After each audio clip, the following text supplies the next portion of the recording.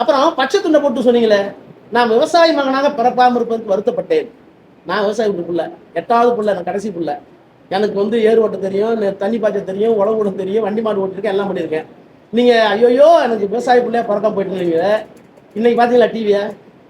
விவசாயிகள் போராடுறாங்க, பணமா நடிச்சுக்கிட்டு போராடுறாங்க. இந்த ஆட்சியில் நாங்கள் பணம் ஆகி கொண்டிருக்கிறோம்னு. இன்னொன்று கேட்குறேன், எங்களை 6 மாதம் கேள்வி கேட்காதுன்னு சொன்னீங்களே, நீங்கள் 6 மாதம் இல்லை 6 வருஷம் கூட நீங்கள் கேள்வி கேட்கல.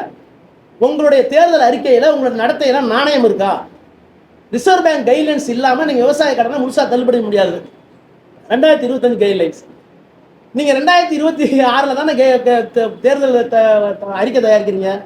அந்த அறிக்கை தயாரிக்கும் போது இப்படி ஒரு சட்டம் இருப்பது என்பதை தெரியாமல் கூட ஒரு அரசியல் கட்சி நீங்க வந்து தேர்தல் அறிக்கை கொடுத்தா உங்களுக்கு என்ன பேர் வைக்கலாம்? ரொம்ப கல்வியாளர்கள் பேர் வச்சிடலாமா? மெத்த படித்தவர்கள் பேர் வச்சிடலாமா? பேர் அறிவாளர்கள் பேர் வச்சிடலாமா? ஞானிகள் பேர் வச்சிடலாமா? நீங்களே ஒரு வார்த்தையை சொல்லுங்களேன்.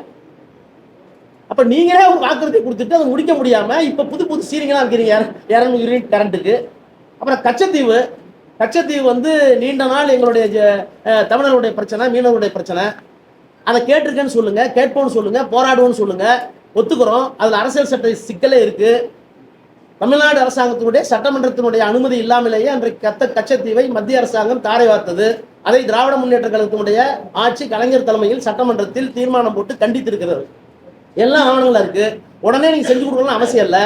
ஆனா குறைந்தபட்ச ஒரு அக்கௌண்டபிலிட்டி வேணாம் அவங்க அமைச்சர்களுக்கு. என்ன அமைச்சர்கள் அவர்கள்? கச்சத்தீவை பத்தி பேசினா நோ கமெண்ட்ஸ். திருவள்ளுவர் சிலையை பத்தி ஏன் காவி சிலை அடிக்கிறார் கவர்னர் கேட்டாக்க அதை இப்ப பேச வேணாம். அப்புறம் பக்ரீத்துக்கு ஒரு ஜட்ஜ்மெண்ட் வந்திருக்கு. எங்கள் கட்சியின் சார்பில் சரவணன், கழகத்தினுடைய துணை பொதுச்செயலாளர், நாடாளுமன்ற உறுப்பினர் கவிஞர் கனிமொழி எல்லாம் அதை கண்டிச்சிருக்காங்க. நீங்க வந்து என்ன பேசிருக்கீங்க? மாநில உரிமையை விட்டு கொடுக்க மாட்டேன் போனீங்களே, பிரதமர் என்ன கேட்டு வந்தீங்க?